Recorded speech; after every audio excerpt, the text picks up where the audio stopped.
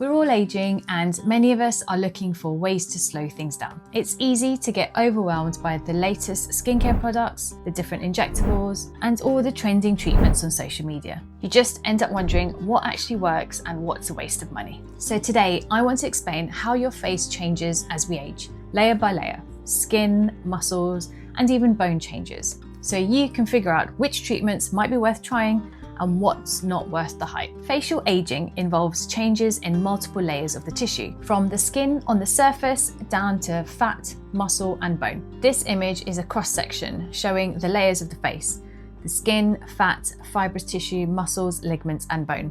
Each layer ages differently and contributes to the visible signs of aging. So by understanding these layers and how they age, you can then figure out the right treatment for you. Let's start with the skin, the outermost layer. As we age, our skin produces less collagen and elastin. These are the proteins that keep things firm, smooth, and elastic. Starting in your 30s and 40s, you might notice fine lines, especially around the eyes and mouth, a bit slightly dry skin, and loss of that plumpiness. Over time, sun exposure and other factors lead to wrinkles, pigmentation spots, and sagging of the skin. In fact, UV damage from years of sunlight is the major culprit. It breaks down collagen and causes uneven pigmentation. So if you've spent a lot of time in the sun or on tanning beds without protection, you may see earlier wrinkles and discoloration compared to someone who's diligently wore sunscreen. The good news is there are proven skincare ingredients and treatments that can make a real difference. We've all heard of retinoids by now. Everyone's talking about it all over social media, so it's hard not to. Retinoids are usually referred to as the gold standard for anti-aging skincare. Topical retinoids like prescription tretinoin and over-the-counter retinol can increase collagen production in the skin, which in turn reduces the appearance of fine lines and wrinkles. They also speed up cell turnover, helping fade dark spots and smooth rough patches. Just keep in mind, retinoids aren't an overnight fix. Studies show that you need to use them for at least a few months to see any noticeable improvement. Just make sure you start slow, as they can be quite irritating when you first start them. And of course, use sunscreen every day.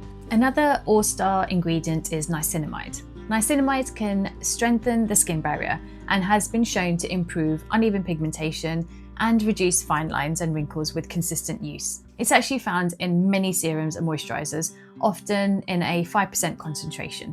A lot of studies have found that 5% is actually effective. You don't actually have to go any higher to help with skin brightening and improving skin texture. I use the Ordinary's niacinamide powder as it's pure niacinamide, and I mix it with a few drops of the PCA hydrating toner. The combination works really well. It's really hydrating and it's actually helped control my perimenopausal acne. Still get breakouts from time to time, but it's not as bad as what it used to be. If you want to know more about niacinamide and which products are worth trying, then you might find this video helpful.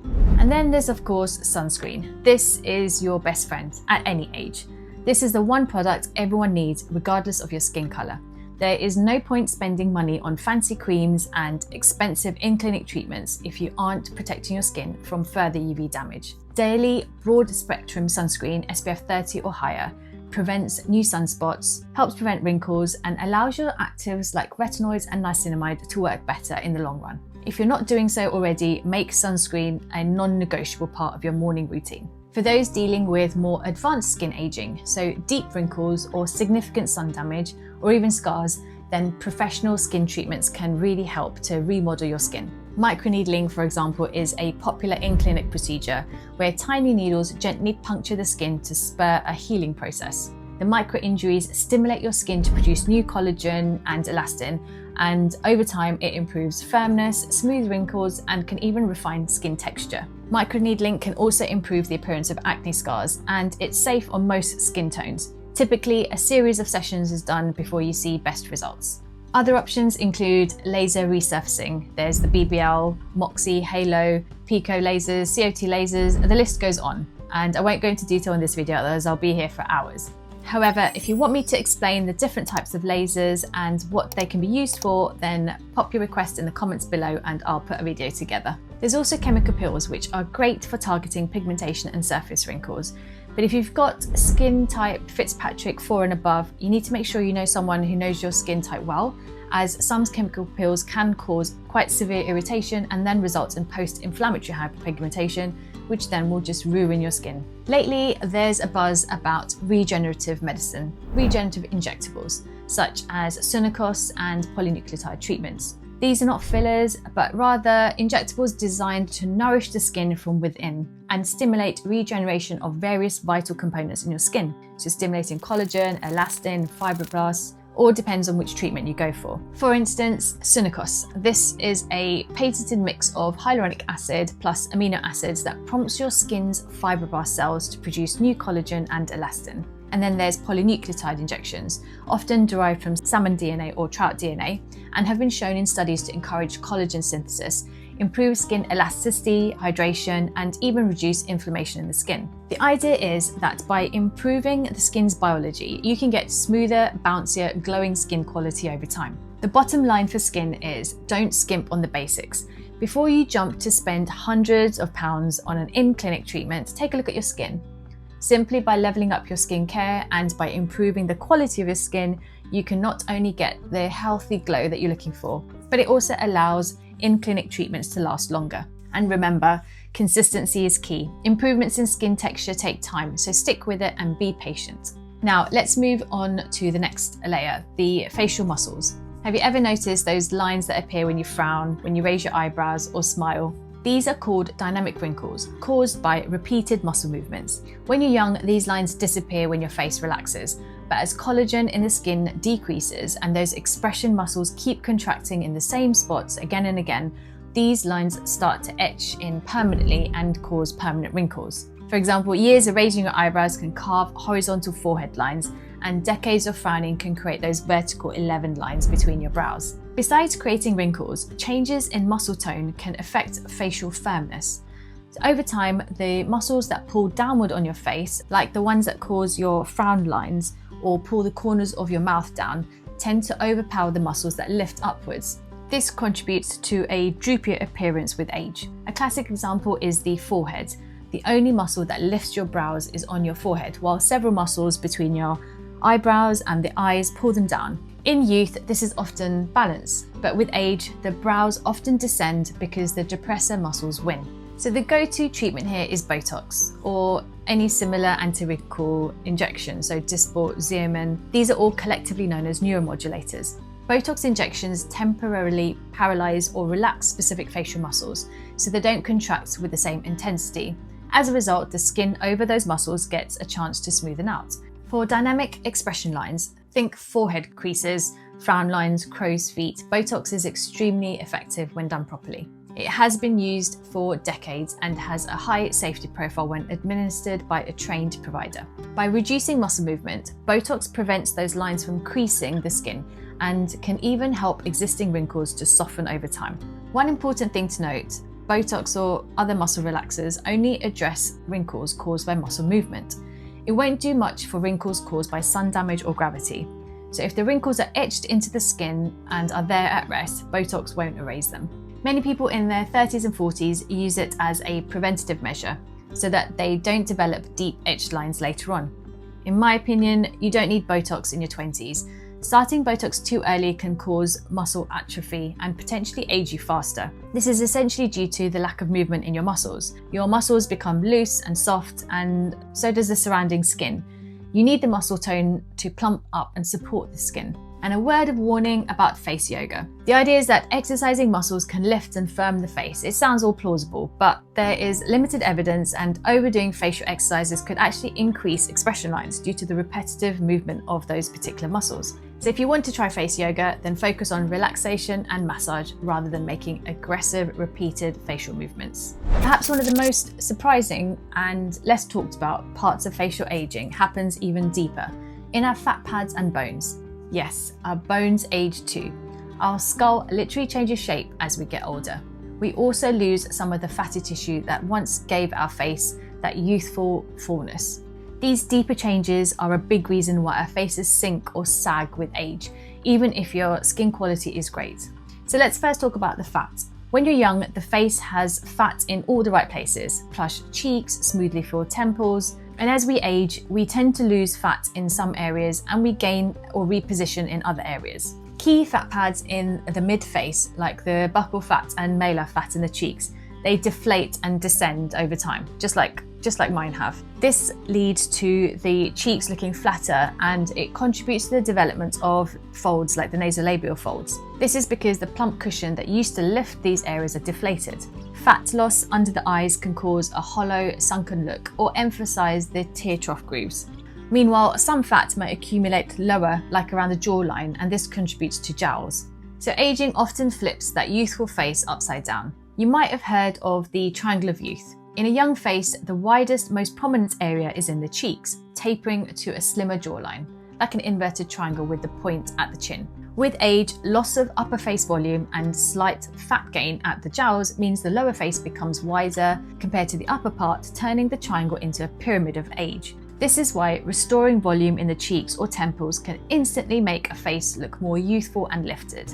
Now onto the bones, the literal framework of your face. This is fascinating, but a bit unfair if you ask me. Starting in mid-adulthood, we gradually lose bone mass in our facial skeleton. The eye sockets actually widen and enlarge with age. And this is what makes the eyes look more deep set and contribute to the hollowing or the shadow of under eye bags. The bones of the mid-face, like the upper jaw and the tiny bones around your nose and under your cheeks, move back a bit and lose projection. This can make the nasolabial folds look deeper because the scaffolding under them has been lost, and it's not as supportive as it was before. The jawbone also shrinks over time. When the jaw loses definition and becomes smaller or more recessed, the skin and tissue around the jawline has less support, leading to sagging and hello jowls and loose neck skin. So what can we do about this? We obviously can't go to the gym to replump our fat or rebuild facial bone, but modern cosmetic procedures can restore volume in strategic places to rebuild the youthful contours. The most common approach is derma fillers. Fillers have received a really bad rep over the last few years due to unskilled injectors overfilling faces and causing the well-known pillow face. But in the right hands, it is like a piece of art.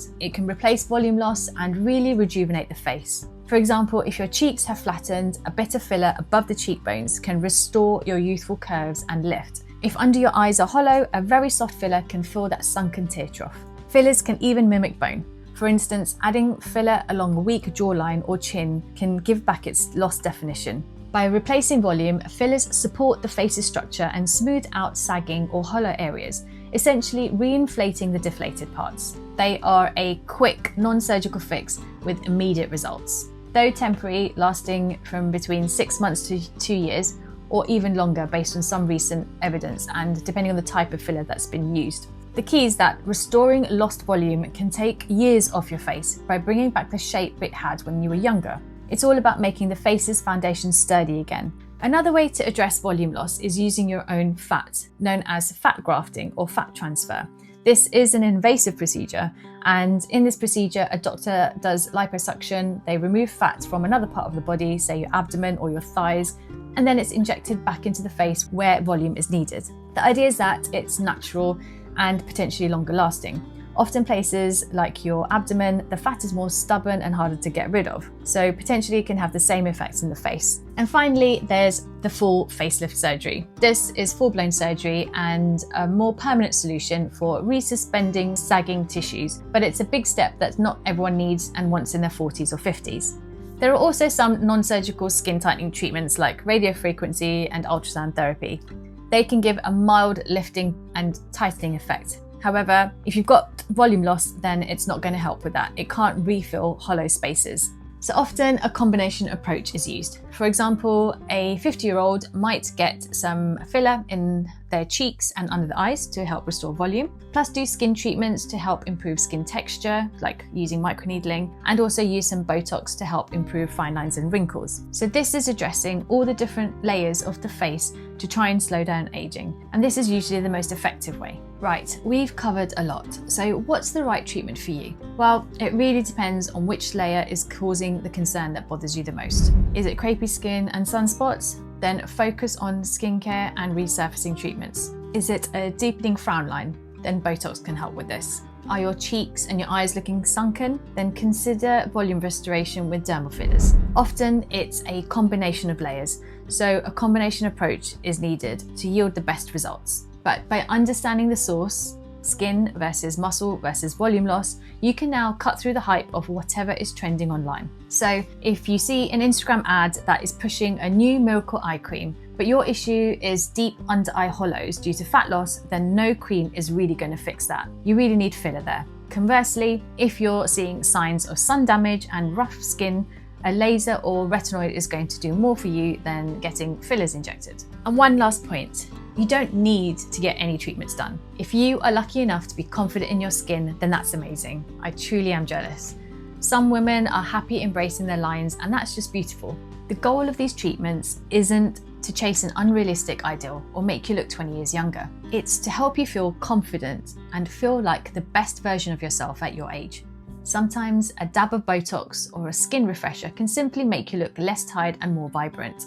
And sometimes just a great moisturizer and self-care does the trick. The reason I get these treatments done is so that I can keep looking the way I do now for as long as possible. I hope you found this video helpful, but if you're not sure where to start, you can always book a free consultation with me, and I can analyze your face and explain which layer a certain issue is coming from and which treatment would work best for you. Thanks for watching, and remember, the best anti-aging plan is one tailored to you.